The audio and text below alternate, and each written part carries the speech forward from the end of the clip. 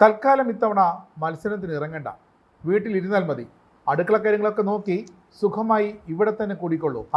ആരോടാണ് പറഞ്ഞതെന്നല്ലേ? നമ്മുടെ ആരോഗ്യമന്ത്രി വീണ ജോർജിനാണ് ഇത് പറഞ്ഞത്.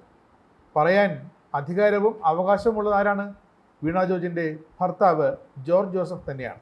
CPM-ന്റെ സംസ്ഥാന ജില്ലാ നേതാക്കന്മാരുടെ നേരിട്ടും ഫോണിലൂടെയുമാണ് വീണയോട് പറഞ്ഞതിന് തൊട്ട് പിന്നാലെ തൻ്റെ ഈ ആവശ്യം വീണ്ടും ഉന്നയിച്ചത്.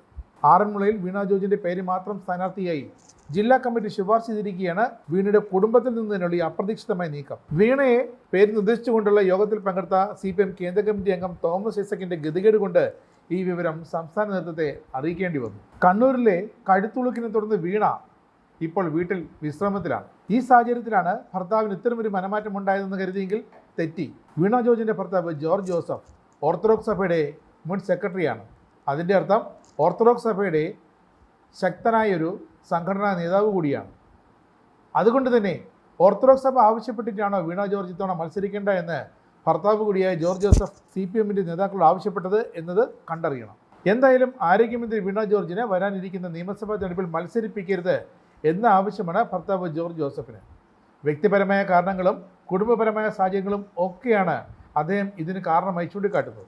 എന്തായാലും തിങ്കളാഴ്ച ചേർന്ന CPM പത്തനംതിട്ട ജില്ലാ സെക്രട്ടറി യോഗം ഈ വിഷയം ഗൗരവമായി തന്നെ ചർച്ചയും ചെയ്തിട്ടുണ്ട്.